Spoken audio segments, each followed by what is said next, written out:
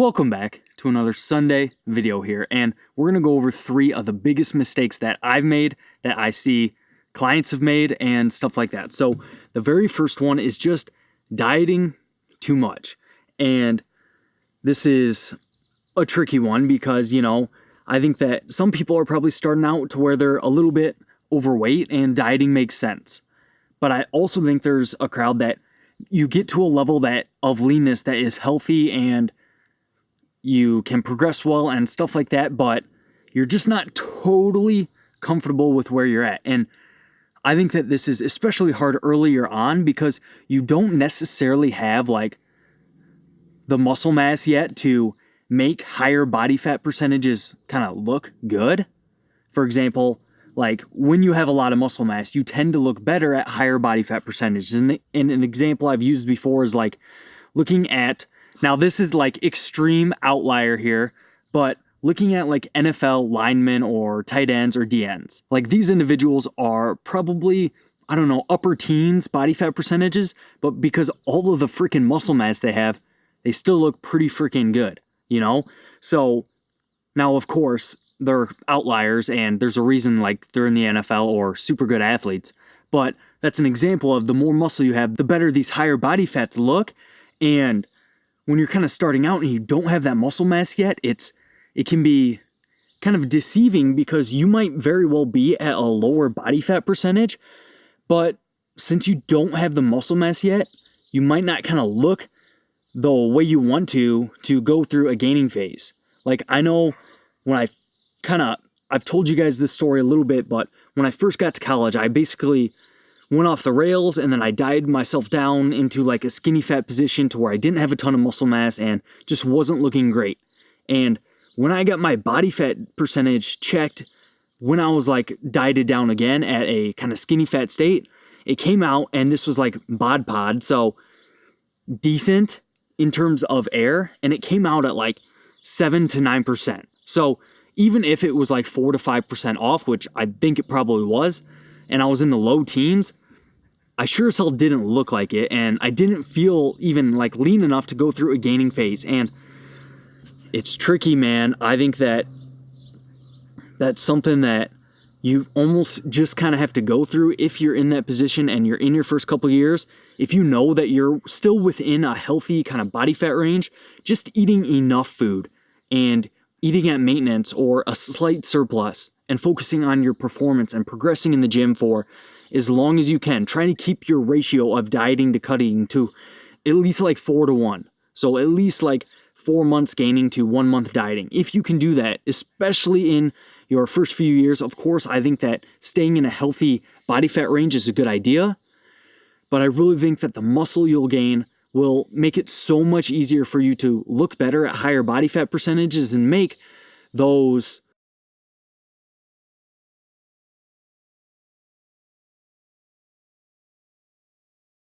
gaining phases go much better. And sometimes you just kind of have to get through those phases. If you look at a lot of really good bodybuilders right now, a lot of them were really okay early on pushing their body fats up to a significantly high level.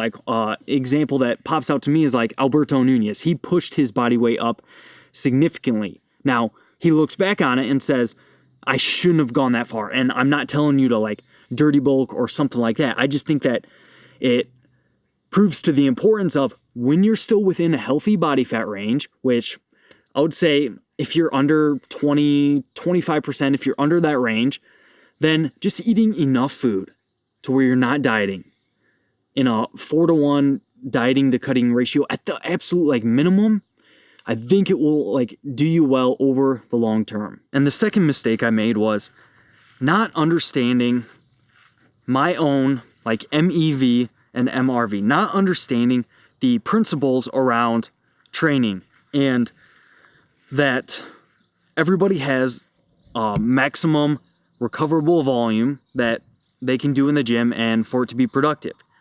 But you also have the other side to where you probably have a minimum effective volume to where doing less probably isn't going to really do much for you. And I swung on both ends of this. When I first started training, I would train, I would come in the morning in high school and I would lift, and I would come in the afternoon, I would lift for football, and then I would stay in the gym until the wrestlers got done with wrestling practice, which was like 3 hours. So I was probably in the gym 4 hours a day, 5 days a week. Ridiculous. I made sub gains, but like I was just getting into training and stuff, and I would have made gains like with 1 set a week. So that was the other side. I wasn't understanding my own like MRV and that it just wasn't productive. And then I swung all the way to the other side, and I was probably already like an intermediate trainee, and I started doing a program to where it was like, that should tell you right there. I started doing a program, just a template-based program that wasn't suited to my personal MEV and MRV. That's kind of the mistake here. And I started doing that program, and it was like 8 to 10 sets a week. The rep range was mostly in the 4 to 8 rep range for most stuff. And my focus was on just moving the weight from point A to point B.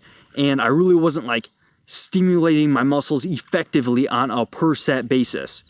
So within the context of a lower volume training program, like probably on the lower end of what's gonna be like pretty dang effective for most people, and considering that I wasn't really focused on training my actual muscles while training, I really didn't see much progress in my physique. I got stronger and all that stuff. My strength actually increased pretty good, but it probably increased because I was just lowering my fatigue levels from doing such high volume training, and I was only focused on my performance and moving the weight from A to B instead of placing the tension from the weight on my actual muscles. But now with the understanding of, okay, let's use our recovery, let's use our soreness, let's use our progression in the gym, let's use how we're feeling, all those indicators to figure out our MEV, MRV, and let's train within those two variables,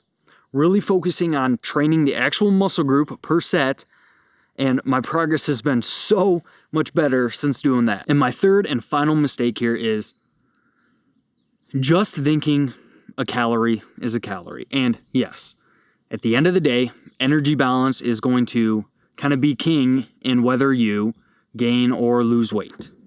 However, you can run into issues with this, and here's what I did. So when I was just thinking a calorie is a calorie, I can eat whatever I want, I would save the majority of my calories towards the end of the day for some ice cream at the end of the day.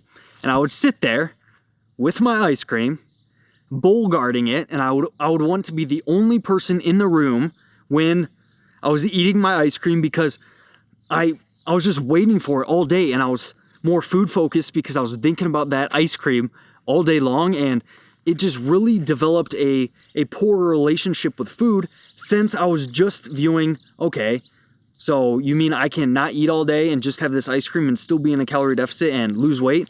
Well, yes, technically, you can do that for a little while or on a certain day, but if you always do that, you might run into problems with being more food focused, having more hunger because you're not eating a lot of filling, satiating whole foods throughout the day, and you're so focused on that one meal that that's all you can think about. And while you're eating that meal, you're thinking about, man, each bite I take is one bite closer to being done with this meal and having to wait a whole nother day to eat again. Like that's not a way to live. That's not a way that I enjoyed. So I would recommend keeping the majority of your foods healthy, whole foods. I would distribute those foods at least somewhat across the day, and I wouldn't get too crazy with saving up a bunch of calories at the end of the day just because a calorie is a calorie. So the 3 mistakes that I've made: dieting too much. I would recommend, at a minimum, once you're in a healthy body fat range, shooting for a 4-to-1 ratio of dieting to cutting. Number 2, focus on figuring out your own personal MEV and MRV and a training style that works for you, and training your muscle on a per set basis rather than just moving weight from point A to point B And number 3, energy balance does kind of rule the day with whether you gain or lose weight. But I would still recommend getting the majority of your foods from healthy, whole foods to benefit for satiety and to not have you like food focused and bowl guarding at the end of the day and stuff like that. All right. So hope you enjoyed this. Let me know if you've made any of these mistakes that your boy has made, and I will see you next Sunday.